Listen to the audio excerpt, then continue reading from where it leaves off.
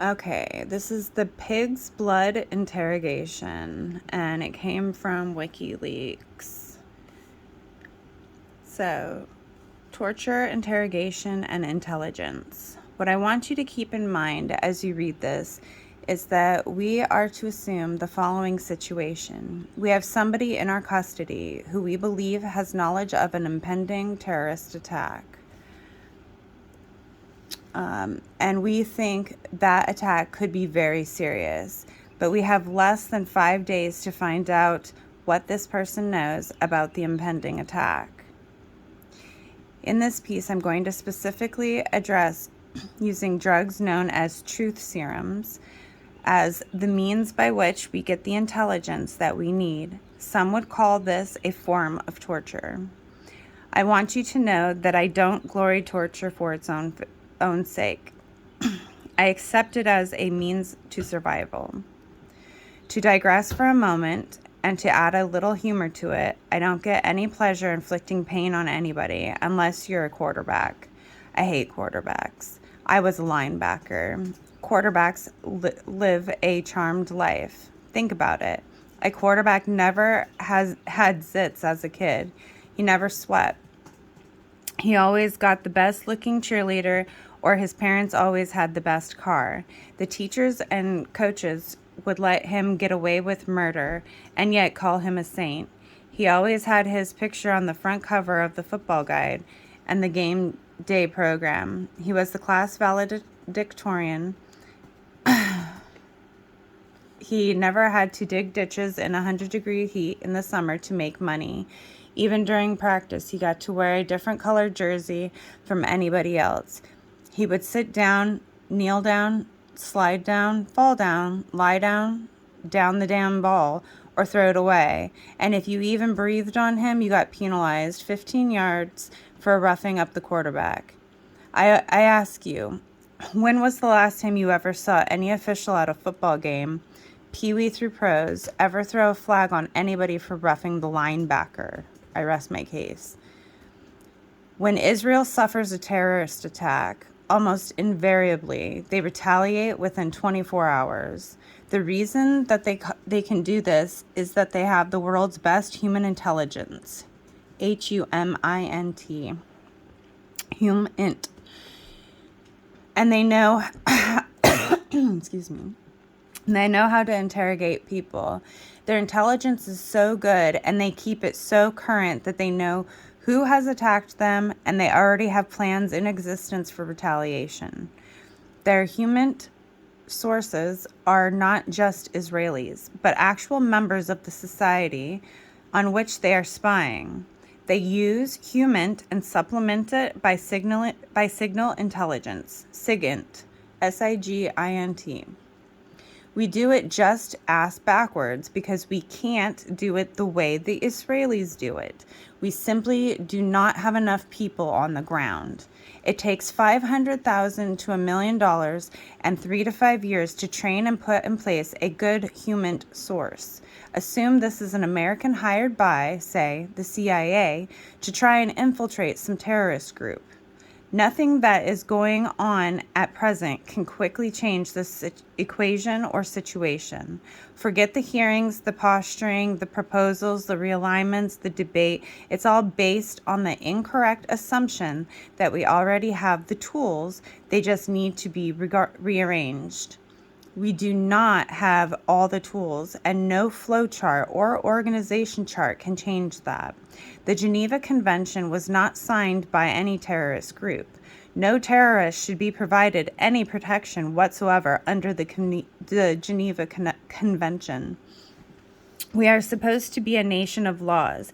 If you are not a United States citizen, don't expect protection of its laws. Therefore, no terrorist, whether running free or in custody, is entitled to any protection under the international law to which we are a signatory or law of the United States. Most of what follows is what I have learned from Israelis, South Koreans, Russians, as well as Americans. I want to address several fallacies of interrogation. Fallacy 1. Torture never works because a prisoner will tell the interrogators whatever they want just want to hear just to stop the torture. That's based on a faulty assumption. That faulty assumption is that if you act on the fabricated intelligence provided by the prisoner, and then you find out that it is not correct, that the prisoner does not have to pay a price for lying. Before you ask the prisoner for information, you tell the prisoner that if he or she lies, you will torture the prisoner, the family, the friends, the parakeet, whomever, and then do it. Any prisoner can The fallacy number 2, any prisoner can outwit his or her interrogators.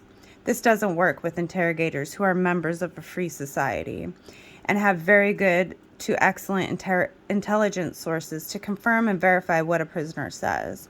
Part of this fallacy was created as a result of what our American POWs told their North Vietnamese interrogators when those POWs, prisoners of war, were held in and around Hanoi, Hanoi, during the Vietnam War. North Vietnam was a closed society.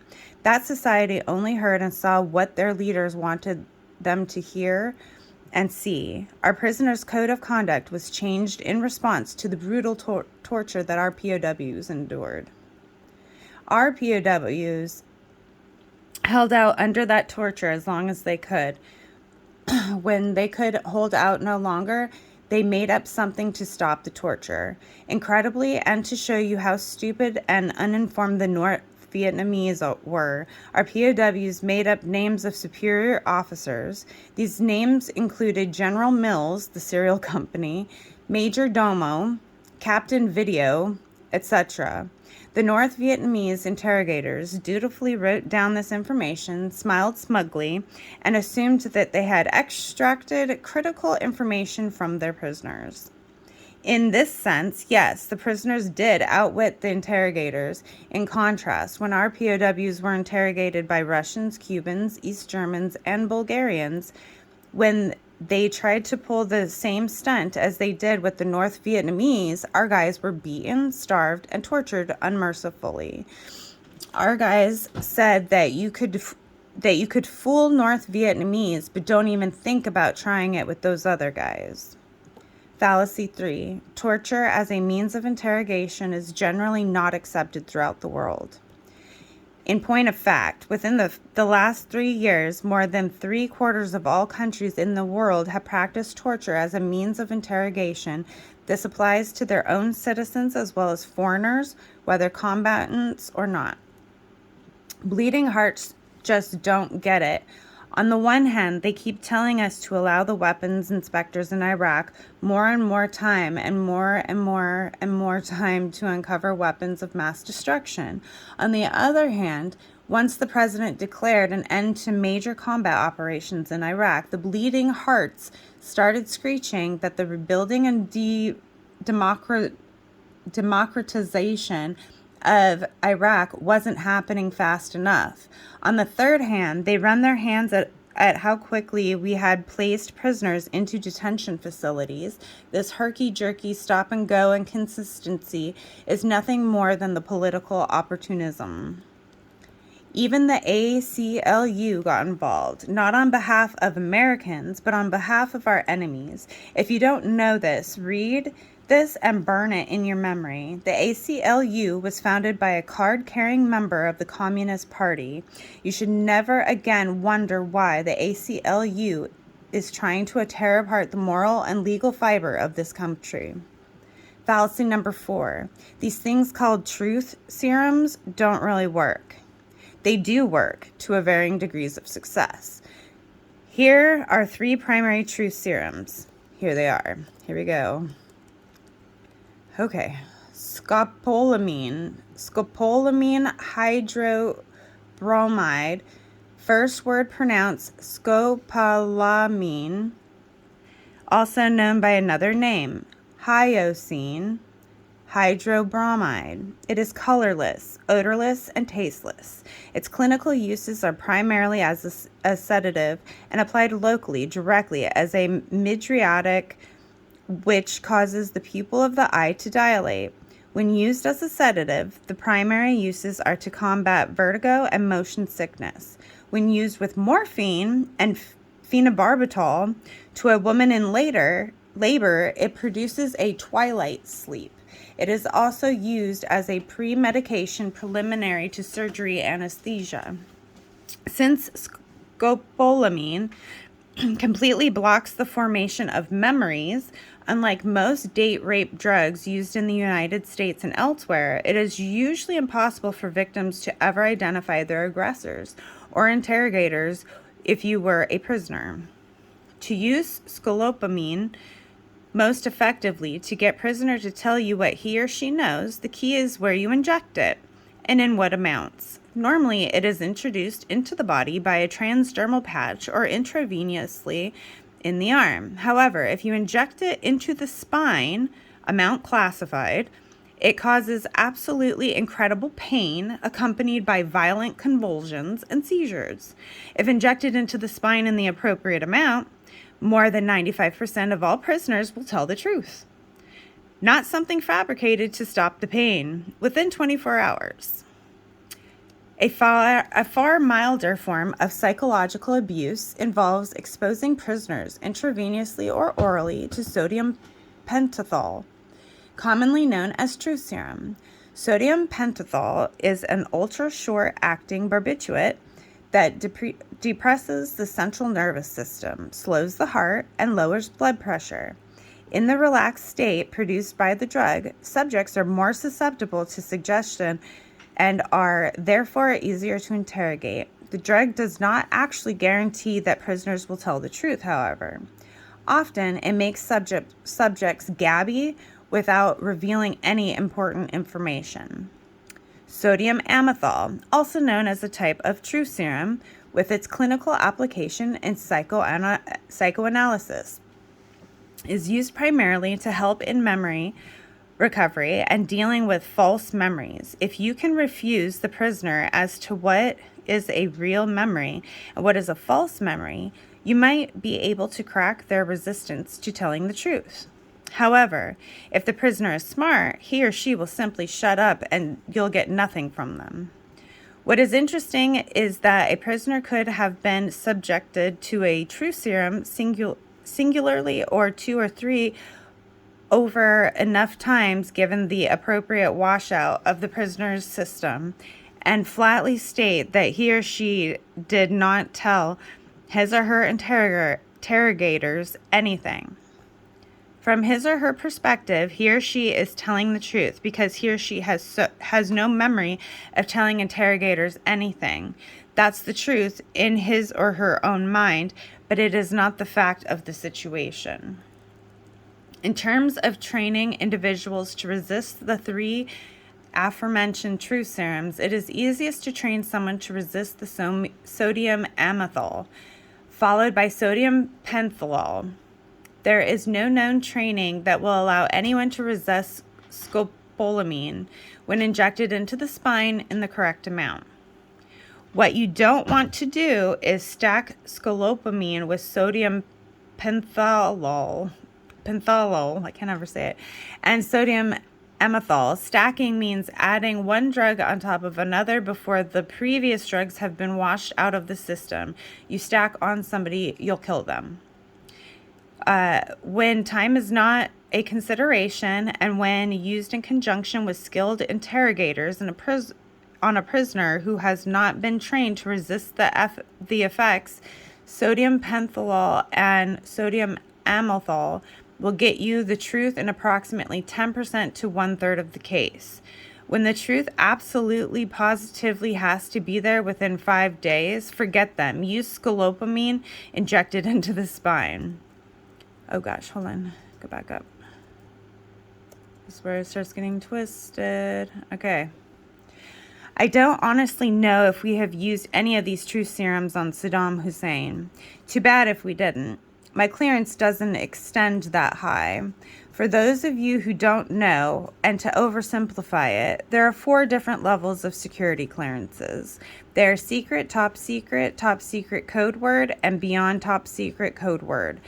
These words, code word, could be something like Umbra, So if I had that level, I would be cleared top secret Umbra, which means I would be allowed to see or hear anything that is secret, top secret, and separately anything that is classified under the code word Umbra. In 1909, before World War I, there were a number of terrorist attacks on the United States forces in the island of Mindanao, in the Philippines by Muslim extremists. General Black Jack Pershing was the appointed military governor of the Moro province. He captured 50 terrorists and ordered them to be tied to posts for execution. Since all the prisoners were Muslim, he asked his men to bring 2 pigs and slaughter them in front of the prisoners. He then proceeded by dipping bullets into the pig's blood. In the process, he executed 49 of the terrorists by firing squad. Then the soldiers dug a big hole in the ground and dumped the terrorists' bodies and covered them in pig's blood, and vice versa. The last man was set free. For 42 years, there was not a single Muslim attack anywhere in the world. His rationale was quite simple and effective. Since a radical Muslim is willing to give his life for his religion in a jihad war, killing him would not make much difference. He would be seen as a martyr, shahada. But the general knew that all Muslims believe in eternal life and life after death, with 72 virgins waiting for them in paradise. He also knew that those that embrace jihad usually prepare themselves physically and spiritually in case they die in combat. Since the pig is considered forbidden food, haram, in Islam, Pershing introduced this variable to thwart their hopes to enter Allah's kingdom. The pig's blood automatically nullified any prior purification by contaminating their bodies. My interrogation technique is quite simple. I follow General Pershing's example and order a pig to be slaughtered near the prisoner. The blood of the animal runs freely towards the prisoner's feet. He will immediately lift his knees to avoid making contact with it. I will fill a syringe with the pig's blood and threaten to inject him in the arm if the prisoner will talk, and quickly. Fair? Depends on your perspective. Effective? Extremely. A century ago, General Pershing's quick thinking installed a great fear in a large sector of the Muslim population in Mindanao, putting an end to any type of subversion in an island that resents the presence of non-Muslims. Last, here are a few tips in terms of determining if who you have in custody is really a Muslim. Since most of the concentration is on Islamic terrorism, these are a few signs that very few people know about. A serious Muslim that prays 5 times a day has a small dark discoloration on his forehead. If he wears jewelry, it has to be silver and not gold. Usually a silver ring with a space inside where there is a passage from the Quran. Another important pointer comes from physical anthropology and deals with faces and body structures. A real Muslim keeps his left hand away from his food, usually under the table. Bottom line, there are effective ways to get the truth from a prisoner under interrogation. Some work better than others. When drugs are used, both the person administering the drug as well as the interrogator must be expert in their profession. When time is the most important consideration, you're left with very few options, whatever the situation. Know your enemy. What I say here is my own opinions based upon fact.